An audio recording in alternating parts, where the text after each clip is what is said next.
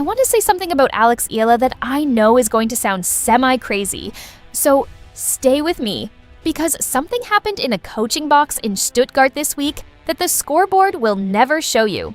And once you hear it, you will understand exactly what kind of player we are actually watching, and why losing a first-round match in Germany may be the most revealing thing Alex Eala has done in months. Alex Eala walked into the Porsche Tennis Grand Prix as world number 45, coming off a round of 16 exit in Linz the week before, on a surface, indoor clay, that had been the most difficult chapter of her 2026 season. The results were honest about that. Since the 2024 French Open qualifying rounds, she had not strung back-to-back wins together on clay. The surface was asking questions her game had not yet found full answers to. Her first-round opponent was Leylah Fernandez, world number 25, 2021 US Open finalist, one of the most experienced competitors on the WTA Tour. A player who had been grinding this sport for over a decade, who had faced match pressure at the highest level the game offers, who knew exactly how to construct a match from the front and not let go. From the outside, this looked like a test Alex was not supposed to pass. Not yet. Not on this surface. And yet, the first set confirmed every concern. Fernandez was clean, fast, locked in. She broke twice in a row, opened a 5-0 lead before the match had found its footing, and closed it 6-1 with clinical efficiency that offered Alex almost nothing to work with. 6-1 on indoor clay against a top 25 player in that form is a very specific kind of statement. It says, "I was ready for this." Were you? The second set is the one you need to understand. Fernandez broke again, held, broke again. Suddenly, it was 5-2, and the match looked, from every angle, like a formality. A comfortable straight sets win for the higher-ranked player. Already mentally in the second round.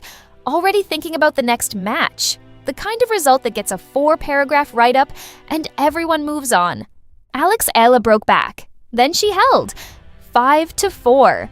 She made a top 25 US Open finalist in front of a sold-out Stuttgart crowd in the middle of an otherwise excellent performance, go somewhere she had not needed to go all match. And then, at 5-4 down, with Fernandez serving for the match and the contest effectively over, she saved 2 match points. One after another, still fighting, still finding the next point, still refusing to let the match close on anything other than someone physically taking it from her hands. That is when Fernandez's coach spoke from the box. At 0-30, the line that is the whole story. She's not going to go down easy, as you can see. She's going to fight. You're going to have to take the match.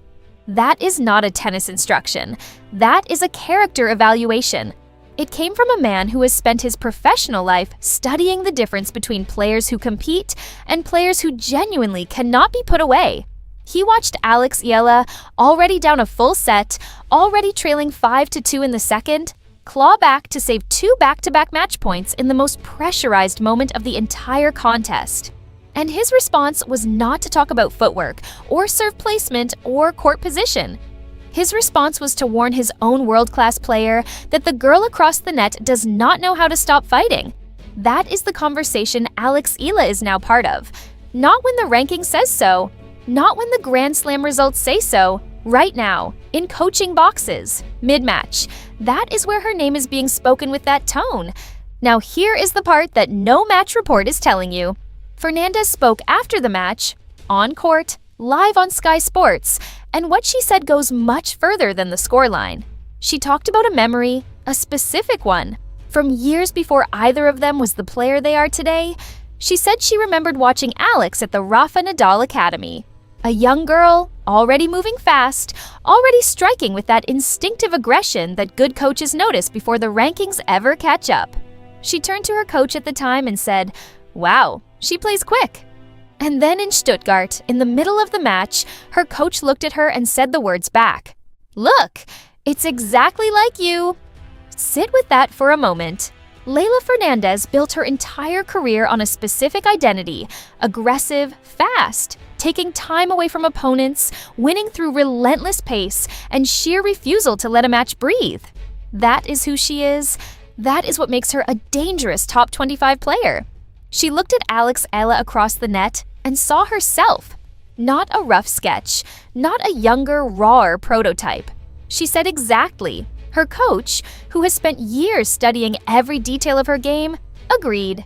Same speed, same instinct, same identity on a court, the same DNA. That is not a compliment.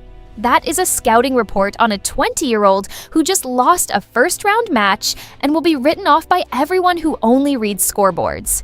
To understand why this matters so much, you need to know where this player actually came from. She left the Philippines as a teenager, moved to Spain, enrolled at the Rafa Nadal Academy, one of the most demanding training environments in professional tennis, built on a philosophy of relentless work and zero shortcuts, no days off in your head. The standard demanded of you there is the standard of the very best. She has spent years navigating the loneliness of being thousands of miles from everything familiar, carrying the weight of being a national symbol before she had earned a top 100 ranking. Millions of people at home watching every match. Every result felt personally, not just watched. She ground through that. She won the Junior Grand Slam at the US Open. She climbed the WTA rankings slowly, methodically, representing a country that had never produced a professional tennis player at her level. That is not background noise. That is the environment that builds the thing her opponent's coach saw in Stuttgart and felt the need to name out loud. That is where the fighting spirit comes from. And what happened in Stuttgart was not new. It was a pattern. Earlier this year at the Miami Open, she was on court against Laura Siegemund, a veteran, tactically sharp, the kind of experienced professional who uses every lever available to destabilize a younger opponent. A dispute over time violations escalated. Alex stood her ground. She argued loudly and without apology. Some observers said she let the moment get too large, said it was a crack in the armor. Looking at it now, from the other side of what Fernandez's coach said in Stuttgart, it reads completely differently. That was not a crack. That was the armor being tested under real heat and holding together. That was the same player who, down 5-2 in the second set against a top 25 opponent 3 months later, saved back-to-back match points from somewhere that experience alone cannot give you. That is character. Built in Spain. Built in the quiet hours at an academy. Built in 1,000 moments that nobody put on a scoreboard. The 3 greatest players that ever lived, Federer, Nadal, Djokovic, spent the better part of 2 decades being measured against each other because the gap between them and everyone else was so large that everyone else became the same category. What made them extraordinary was not just the winning. It was the refusal to let a match end on terms they hadn't accepted. The ability to reach into something beyond technique when technique alone wasn't enough. To find a dimension of competition that opponents couldn't prepare for, couldn't replicate, couldn't train against, because it didn't live in the body. It lived somewhere deeper than that. Fernandez's coach saw it in Stuttgart. Not the forehand, not the serve, the thing underneath all of it. The thing you cannot give a player. The thing that either grows in them over years of difficult moments in difficult environments, or it doesn't grow at all. She was down a set and trailing 5-2. She found it anyway. That is the conversation Alex Eala is now part of. And it will still be the conversation when the clay results catch up to the character. Which they will, because character is always the thing that arrives first.